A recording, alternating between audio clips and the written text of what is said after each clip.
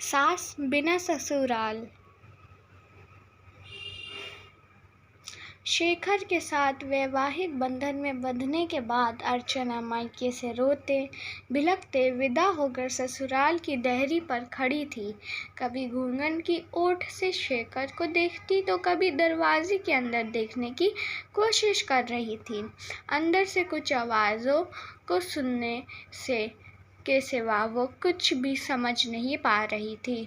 उसे ये तो पता था कि शेखर की माँ नहीं है, यानी वो सास बिना ससुराल में जाने वाली है, पर उसे आगे क्या होगा इसका कोई भी अंदाज़ा नहीं था।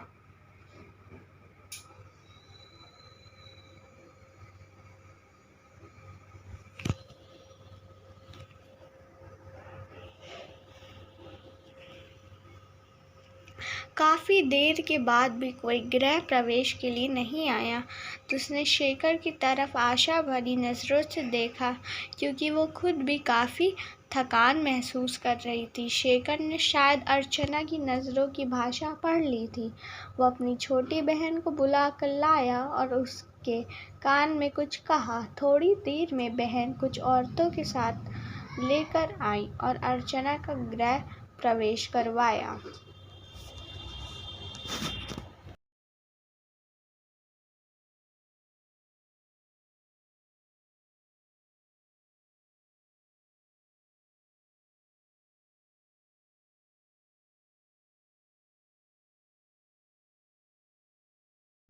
आगे भी कुछ रस्में हुई।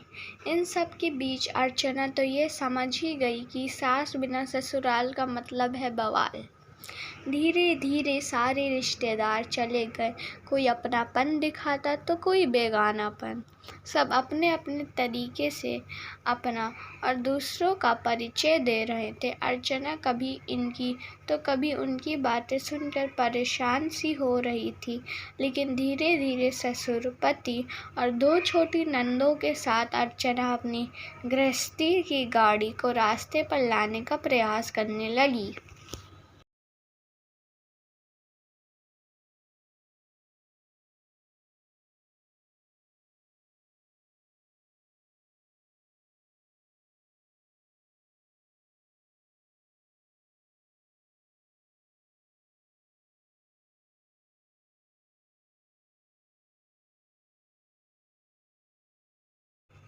पति का प्यार, ससुर का दुलार और छोटी ननंद का स्नेह अर्चना को कब अलहड़ लड़की से जिम्मेदार गृहिणी बना दिया, वो खुद भी नहीं समझ पा रही थी।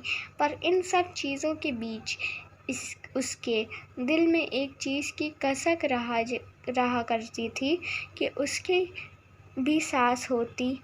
शादी के समय सारी सहेलियां उसे काफ़ी किस्मत वाला मानती थीं कि चलो ससुराल में सास का किचकिच नहीं रहेगा। पर सच्चाई तो ये है कि जिस घर में सास ना हो उस घर में आने वाले सारे लोग सास ही बनने की कोशिश करते हैं।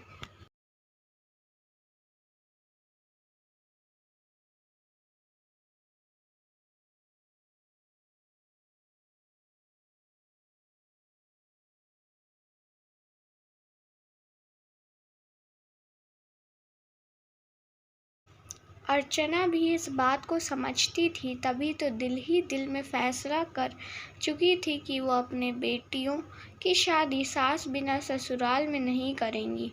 दोस्तों, कुछ रिश्ते नमक जैसे होते हैं। सास का भी रिश्ता कुछ इसी तरह का है। ससुराल का हर सुख बिना सास के फीका ही स्वाद देता है। ये कहावत भी सही है कि सास गले की फांस होती है, जो ना निगली जाती ना उगली जाती है, पर इनका रिश्ता काफ़ी खास होता है। आप भी अपनी सास से 2 मीठी बोल करके दीजिए और थोड़ी सी मीठी चाय। देख लीजिएगा, वो आपको अपनी बेटी से भी बड़ा मान देने लगेंगी।